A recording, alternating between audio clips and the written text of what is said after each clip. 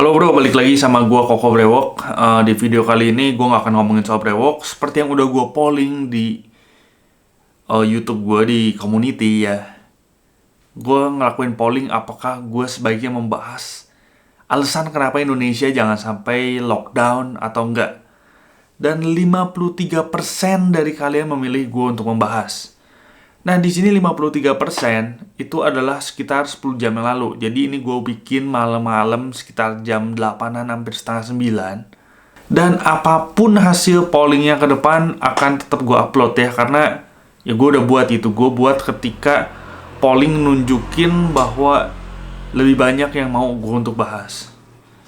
So, poin dari gue sebenarnya adalah keresahan sih. Lebih ke keresahan gue, dimana banyak teman-teman gue yang merupakan followers gue juga dan gue follow mereka, makanya gue tahu di Instagram yang pengen Indonesia di lockdown, atau banyak juga kayak selebgram ya, bisa dibilang selebgram kecil lah yang gak gitu terkenal gitu dengan followers 100 ribuan gitu, yang mereka bilang lockdown adalah cara terbaik untuk menghilangkan yang namanya bad virus ya. Gue bilang bad virus aja karena kalau gue sebut itu nggak akan lolos dari YouTube. Bad virus yang sekarang lagi beredar. Ya memang sih mereka bebas berpendapat dan gue juga bebas berpendapat gitu ya. Kalau banyak yang bilang itu selebgram kecil, mungkin gue adalah YouTuber yang nggak terlihat gitu. Tapi ya it's okay, gue akan berpendapat sesuai dengan apa yang ada di pikiran gue. Banyak yang mau Indonesia lockdown itu karena salah satunya adalah katanya, gue juga nggak gitu ngikutin yang namanya berita ini, gue nggak ngikutin banget. Tapi banyak yang nge-repost soal katanya Makau udah nggak ada yang namanya bad virus ini gitu ya. Dan itu berhasil karena salah satu caranya adalah lockdown. Malaysia juga waktu gue lihat berita di TV lagi ngelaksanain lockdown gitu ya. Dan menurut gue itu nggak relevan untuk Indonesia. Kenapa? Karena kita bandingin dulu yang namanya luas Makau, luas Malaysia, dan luas Indonesia. Untuk Makau sendiri, luasnya hanya 115,3 km persegi. Nah, itu luas Makau. Coba kita cari. Sedangkan untuk luas Malaysia sendiri, 329.847 km persegi. Jadi Malaysia sendiri udah jauh lebih gede daripada Makau di sini. Dan kita akan cari luas Indonesia.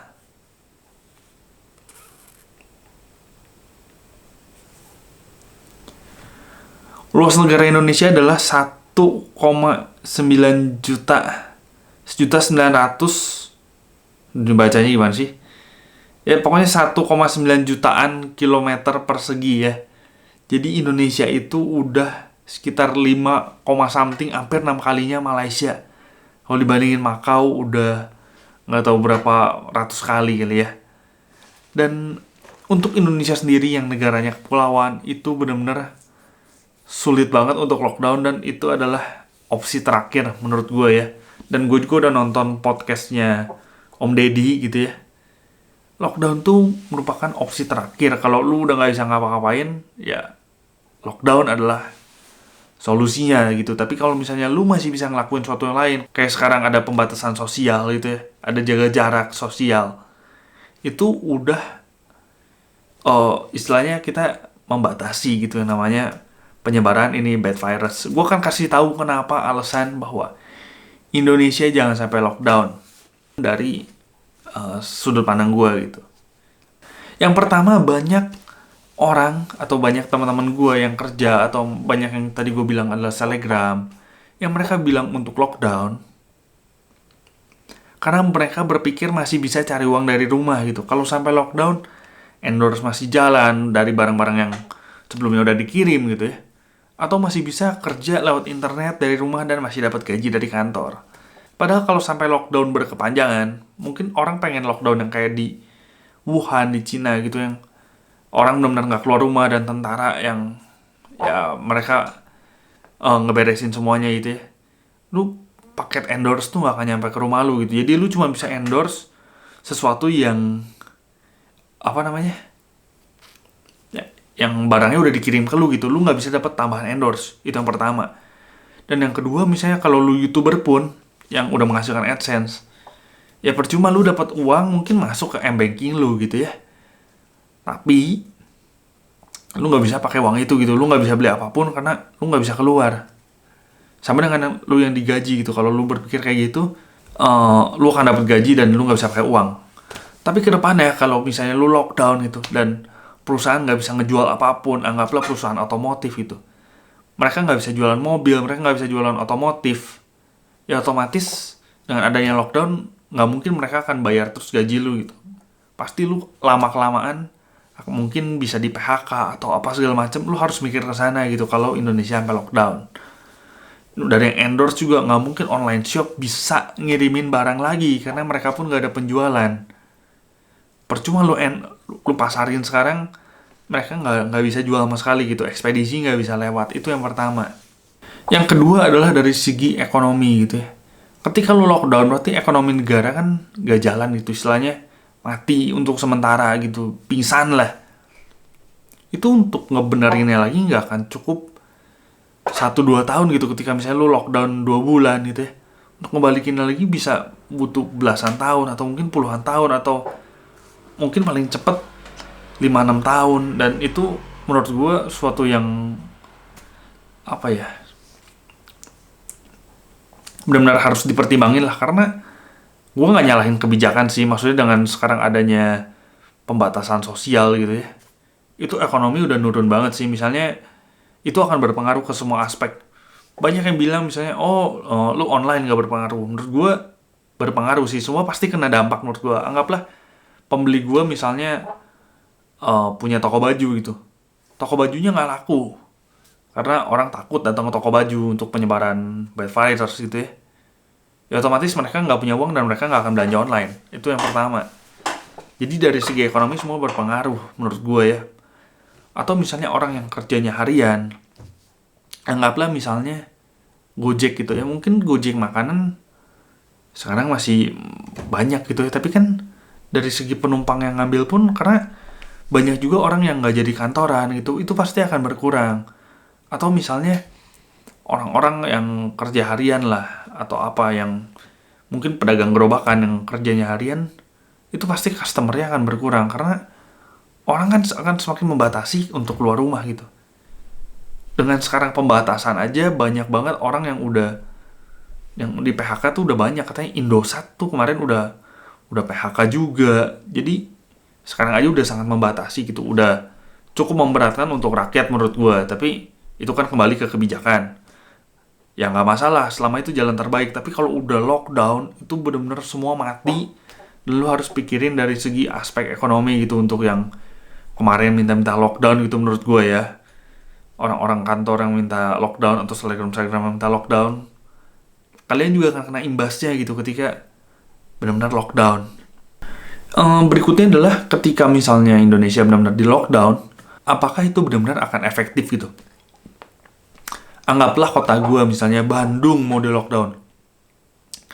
Pasti ketika misalnya pemberitahuan 3 hari lagi lockdown, itu banyak banget orang-orang yang keluar. Gue yakin banget. Karena kasusnya akan sama dengan Italia gitu. Ketika Italia bagian sini mau di lockdown, mereka pindah ke sini. Karena mungkin gak ada pergerakan atau mereka bukan orang asli bagian daerah sana gitu. Jadi apakah lockdown akan benar-benar efektif? Itu menurut gue ya. Nah di sisi lain dengan misalnya ada pemberitahuan lockdown, misalnya akan kasih tahu 3 hari lagi kita akan melakukan lockdown di Bandung misalnya.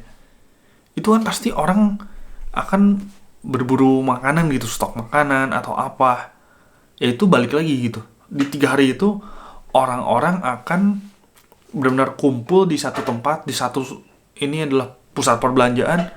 Mereka akan beli apa yang mereka bisa beli gitu. Itu akan benar-benar chaos banget. Dan itu akan ngumpulin banyak orang. Otomatis ya penyebaran bad virus menurut gue di situ bakal gila banget. Tapi orang mau gak mau ngelakuin itu karena mereka butuh stok makanan. Jadi ketika misalnya udah datang penyebaran bad virusnya parah dan mereka balik lagi ke tempat tinggal mereka dan mereka diam gitu ya, menurut gue ketika satunya tertular ya satu rumah bisa ketular juga. Itu adalah masalah berikutnya. Dan ini adalah yang paling parah. Misalnya lu pada yang mungkin punya uang atau lu yang mengkampanyekan, misalnya kayak tadi yang gue bilang, misalnya lu adalah salah satu dari Telegram atau misalnya dari pegawai kantor, mungkin lu punya uang untuk beli itu semua. Masalahnya masih banyak orang-orang pada penghasilan harian yang nggak bisa beli itu. Jadi ketika misalnya lu beli, yang ditakutkan adalah penjarahan atau banyaknya perampokan. Ini adalah suatu masalah yang menurut gue adalah masalah yang serius gitu. Karena dompet bisa kosong, tapi perut harus isi gitu ya. Ketika mereka butuh, ya mereka akan penjarahan tuh bakal terjadi gitu. Gue yakin banget akan itu. Karena kan kalau misalnya udah masalah perut, orang tuh harus makan dan orang pasti akan ngelakuin apapun gitu. Orang bisa jadi nekat. Mungkin orang-orang kayak gitu nggak mikir. Mungkin kalau kayak orang yang tadi gue bilang selebgram atau orang kantor, mungkin mereka akan lebih berpikir lah, lebih nalarnya jalan dan nggak terlalu berani mungkin. Tapi kalau orang-orang yang ya bisa dibilang dengan golongan ekonomi yang lebih bawah, pasti mereka nekat, jauh akan lebih nekat karena mereka juga harus hidup gitu. Mungkin mereka mikirnya kayak ya udahlah, kalau misalnya gue ngerampok atau ngejarah, mungkin bisa mati. Kalau ketangkep atau apa mungkin bisa mati. Kalau misalnya sampai kena virus pun bisa mati. Atau kalau nggak ngejarah atau apapun, nggak makan bakal mati. Jadi kayak ya udah, mungkin gue pilihannya akan mati. Jadi mereka akan nekat. Itu yang pertama, penjarahan atau kerusuhan gitu. Terus juga menurut gue kan banyak ya, kita nggak bisa munafik gitu, di lapangan banyak lah kayak preman yang udah tobat itu jadi tukang parkir atau apapun lah itu ya. Itu akan jauh lebih nekat gitu. Orang-orang kayak gitu yang mungkin secara ekonomi mereka nggak bisa beli, mereka akan melakukan penjarahan. Jadi yang ditakutkan dengan adanya lockdown itu akan jadi kerusuhan, penjarahan gila-gilaan. Dan dari segi bisnis juga yang tadi gue bilang, untuk lu yang sekarang berbisnis dengan dolar atau misalnya kalian terperangkap di jurang saham, ya nggak bisa apa-apa lah menurut gue. Ya udah gitu, mau gimana, karena kondisi sekarang benar-benar parah banget ya. Jadi ekonomi perlambatannya gila juga. Terus dari segi safety juga, lu mungkin kena penyakit atau ya segala macam lah, karena sekarang ekonomi juga susah menurut gue. Jadi selain dari lu harus safe dari yang namanya bad virus itu, lu juga harus safe yang dari namanya benar-benar kejahatan, misalnya kayak maling, todong, kerampokan atau apa. Karena menurut gue kedepannya ini akan jadi lebih banyak lagi dengan kondisi yang kayak sekarang. So segini aja, ini adalah sudut pandang dari gue mengenai kasus ini. Karena ya tadi gue bilang keresahan gue karena banyaknya orang-orang yang kayak bilang lockdown tanpa menurut gue berpikir efek kedepannya gitu. Mungkin dilihat dari enaknya sekarang aja, ya mereka bisa kerja di rumah, digaji dan sebagainya gitu ya. So segini aja video dari gue. Jangan lupa untuk like, comment, dan subscribe. So gue Koko Brewok pamit dulu. Ciao.